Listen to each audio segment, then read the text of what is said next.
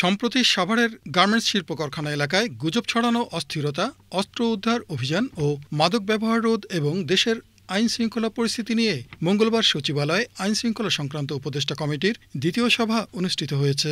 সভা শেষে প্রেস ব্রিফিংয়ে আসন্ন দুর্গাপূজা উৎসবের সার্বিক নিরাপত্তায় প্রয়োজনীয় সব ধরনের ব্যবস্থা নেওয়া হবে জানিয়ে স্বরাষ্ট্র উপদেষ্টা বলেন, এবারের পূজা উদযাপন অতীতের যে কোনো সময়ের তুলনায় নির্বিঘ্ন হবে।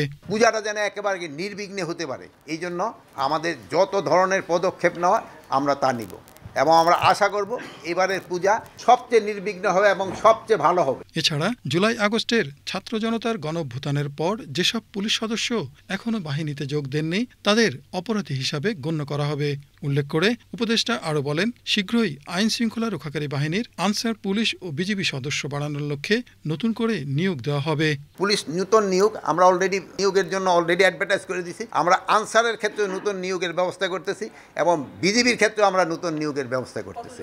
আরও দুই একটা হয়তো পয়েন্ট আছে, আলোচনা হয়েছে বিভিন্ন মাজার দরগায় কিভাবে নিরাপত্তা দেওয়া যায় এবং যে মাদকটা যেই সব জায়গা থেকে আসছে এবং এটা ধরা হচ্ছে এবং মাদকে যে শুধু আমরা কেরিয়ারদের ধরলে হবে না, গডফাদারগুলিরে ধরতে হবে এবং একজন একটা ভালো ধরনের পানিশমেন্ট হয়, এই সব ব্যাপারে আলোচনা হয়। প্রেস ব্রিফিংয়ে সাভারে পোশাক শ্রমিক নিহতের ঘটনায় দুঃখ প্রকাশ করে শ্রম ও কর্মসংস্থান উপদেষ্টা আসিফ মাহমুদ সজীব ভূঁইয়া জানান, নিহতের পরিবারকে ১৩ লাখ টাকা ক্ষতিপূরণ দেওয়া হয়েছে এবং যারা গুজব ছড়িয়ে অস্থিতিশীল পরিস্থিতি সৃষ্টি করছে তাদেরকে চিহ্নিত করার কাজ চলছে।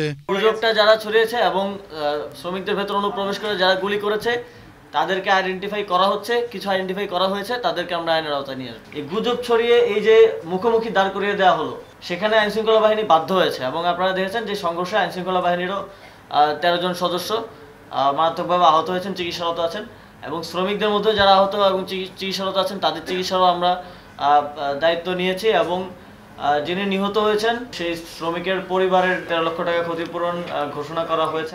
এছাড়া যেসব কারখানার মালিক বেতন দিচ্ছে না তাদেরকে জবাবদিহিতার মুখোমুখি করা হবে এবং পরিস্থিতি স্বাভাবিক করতে সব পক্ষের সহযোগিতার আহ্বান জানান শ্রম কর্মসংস্থান উপদেষ্টা। শেখ আলী, বাংলাদেশ টেলিভিশন।